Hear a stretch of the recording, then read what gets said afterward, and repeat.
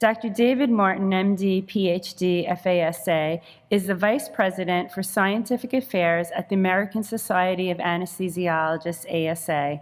He is Professor and Vice Chair of Safety and Quality in the Department of Anesthesiology and Perioperative Medicine at Mayo Clinic in Rochester, Minnesota. Dr. Martin is a member of ASA's Administrative Council and serves on ASA's Board of Directors. Additionally, he is chair of ASA's Committee on Oversight. He received the ASA-SCA Distinguished Educator in Anesthesiology Award. In addition to his commitments to ASA, Dr. Martin serves on the Executive Committee of the Minnesota Society of Anesthesiologists, MSA, where he previously served as president. He is a recipient of MSA's Distinguished Service Award. Dr. Martin received his undergraduate degree from Indiana University. He received his medical degree and a PhD in neuroscience from Washington University in St. Louis. He is board certified in anesthesiology and pain medicine. He has published 79 peer-reviewed manuscripts, numerous medical book chapters, abstracts, and newsletter articles. Please join me in welcoming Dr. Martin.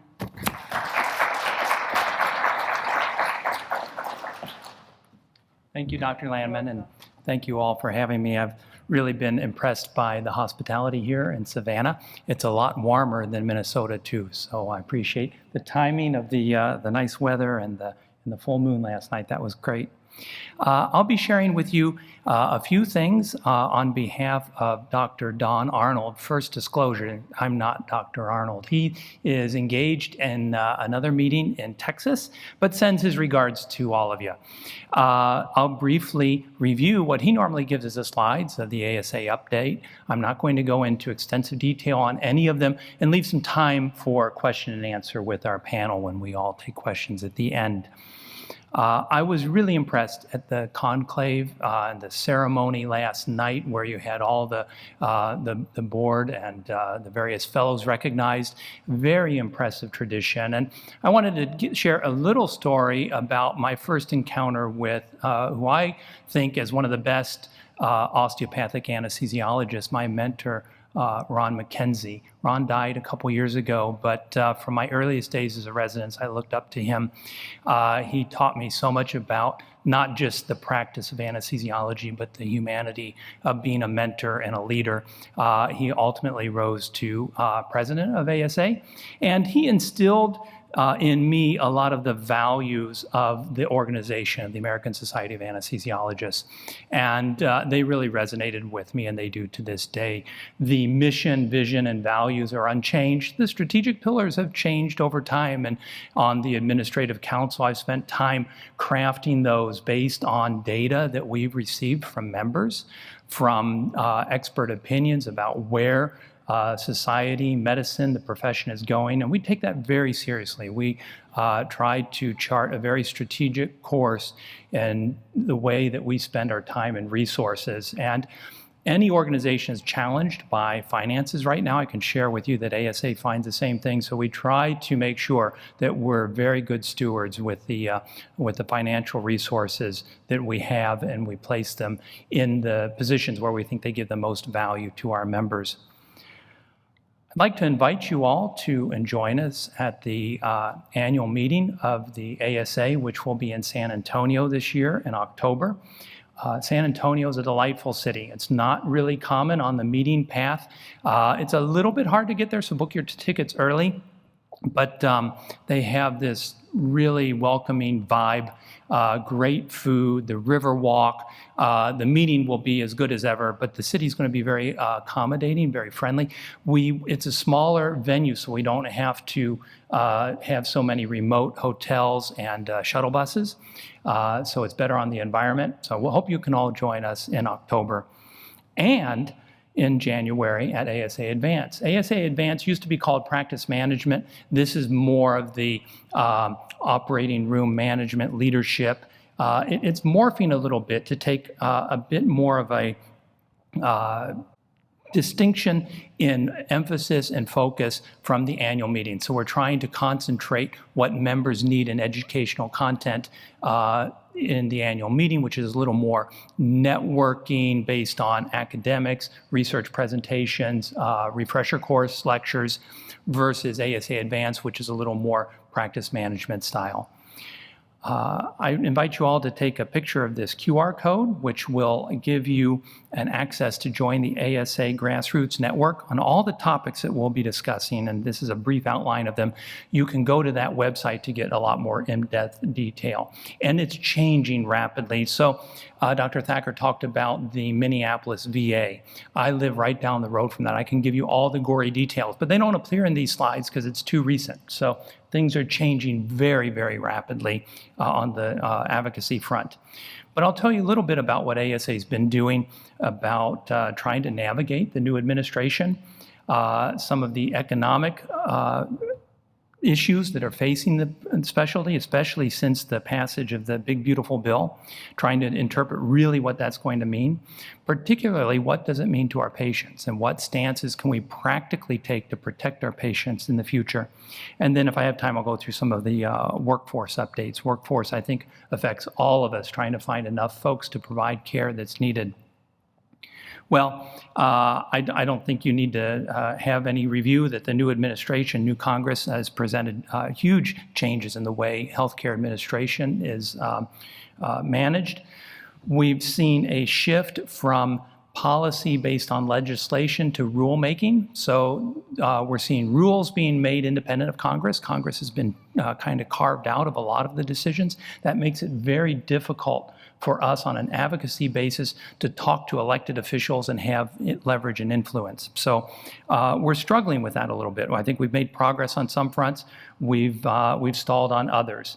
If you want a behind-the-scenes playbook, we really think that ParagonInstitute.org is kind of the playbook that the administration is using for healthcare policy, and we've tried to use that to resonate where possible and advocate where necessary to try to understand where the administration is coming from. Congress is shifted enough so that really the White House is able to push through most anything they want without it coming to a vote. We'll see where things go in the midterms, but it's been a very challenging environment, one that has required us to stick together in coalitions. So we try to join with many other healthcare organizations and come together as coalitions, because it seems to be an environment where you stick your head up too high, you're a target, and that can work against your ultimate objectives. Economically, we continue to have huge challenges. This is a graph that you've probably seen before. On the bottom, over time from the 1990s to the present, on the lower columns, the dark blue, that's the anesthesia conversion factor for Medicare. So that's been steady Eddie, decade after decade. If you adjust it for inflation back from the origin, you'll see the middle bars. You see that would increase if we only had an inflation adjustment. But healthcare expenses have been going up higher than the inflation rate. And if you adjust to that, those are the lightest bars on the top. And you can see now there is a huge discrepancy between the actual cost of delivering anesthesia and what we're paid by Medicare, a big problem.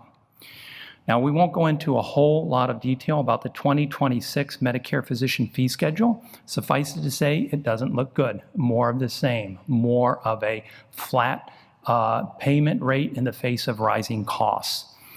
And there's this additional 2% cut that was added on top of it just to rub a little bit of salt into the wound. Now, we did have an opportunity on a number of fronts, but not enough coalition to bring them through. For example, we had an opportunity to get an inflation adjustment added to that Medicare rule, but it would have resulted in a smaller payment in 2026 that we argued could be made up in subsequent years. But in the end, that broke down, and folks wanted just a little bit of money now with no guarantee for inflation adjustment in the future. One little green plus of achievement, we did get an addition for the new percutaneous image-guided lumbar decompression codes. So a little bit of progress, but in the whole, I would say economically, it's been very challenging.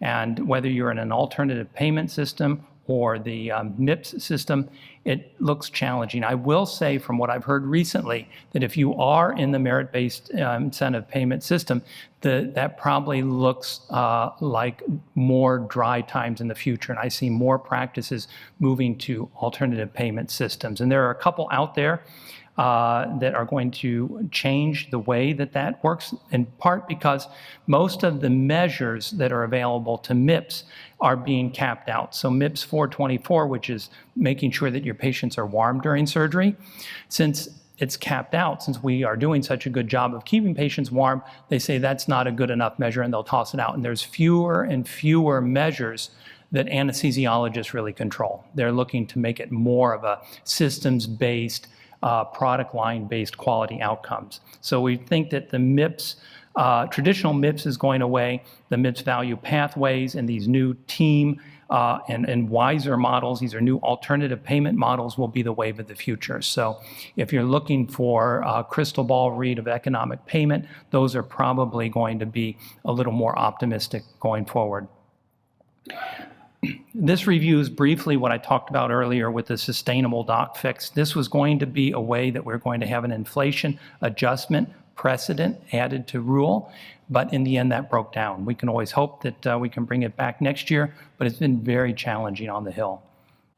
There's been talk about using this doc caucus as a coalition, like I mentioned, and it is reasonably influential on the Hill. Unfortunately, they don't have full sway over healthcare policy either. So I think that your advocacy efforts are important. They're probably more important now than ever. I know it's hard to double down and donate to ASA PAC when I'm giving you all these loss stories, but this is probably where your efforts are more needed than when we're winning things easily. I mentioned the Minneapolis VA, that was an engineered failure. I think that the folks at the Minneapolis VA wanted that to come to a crisis point where they were forced to change their bylaws. We tried constructively for months going into that, saying, you've got a problem, let us help you fix it. They did not want it fixed. They wanted it to come to a crisis where they could change the bylaws. Now, we'll wait and see what their experiment's going to result. The guinea pigs in their experiment are our veterans, and I'm very concerned about their health and well-being. So we're going to keep a close eye on that. The H.R. 1, or Big Beautiful Bill, really is looking to do a number of things that sound very good. They want to reduce fraud. They want to reduce gaming. There are some concerns, though, about what that really means to our patients. And a lot of that is really not spelled out yet as it affects Medicaid expansion. And we've specifically looked at pushing forward the questions about reduced access to care. We think that as many as 11 million could lose their health care coverage.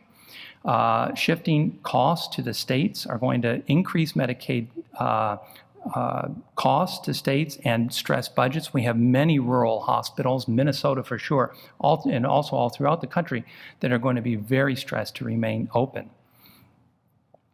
And it's not just the government that seems against us, it's big insurance. So you probably heard earlier this year that there were measures to reduce or limit the amount of funding for anesthesia after a given time, that they would just stop paying after a certain amount of anesthesia time. We see in the future threats for removing the modifiers for physical status and qualifying circumstances. I think that big insurance is just kicking anesthesia around to try to save costs, and they do not realize the quality that we provide. We've had a number of successes. Don Arnold has been leading the charge on taking on big insurance. We've had a number of victories. We've had a number of state laws change or require that you cannot limit anesthesia based on time. You have to, insurance companies have to pay for coverage as long as it's needed. We have a number of issues against anesthesia carriers, insurance carriers, about their decreased coverage for physical status modifiers, and those will be going forward in October, so there'll be updates coming up soon.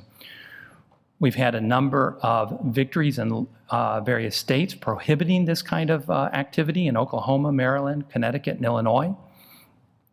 And we have a specific agenda with United Healthcare specifically. And I think they're the biggest, and they're kind of leading the charge against anesthesia. So we're taking them on head on.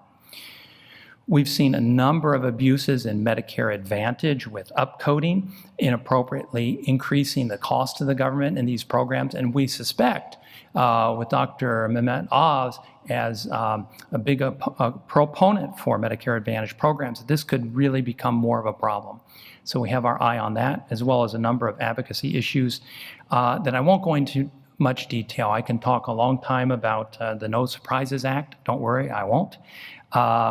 We do have a number of economic steps that will, I think, improve the specialty going forward. The most significant of which is the new creation of the Center for Anesthesia and Perioperative Economics.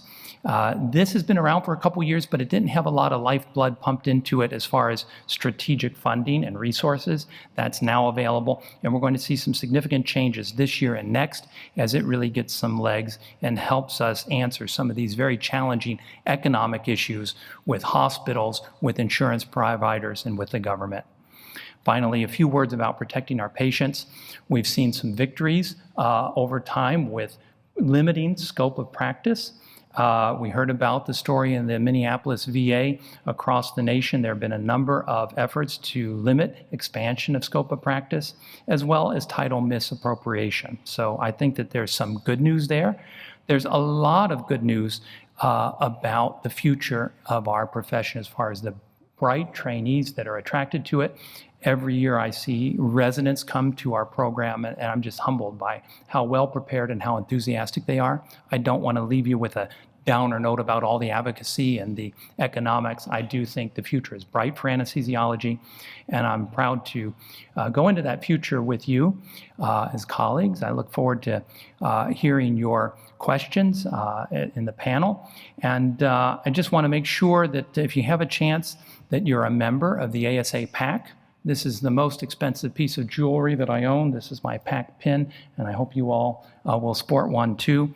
And then we also have the links to the ASA Grassroots Network and the ASA Foundations.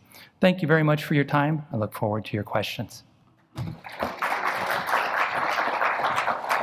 Thank you so much, Dr. Morton.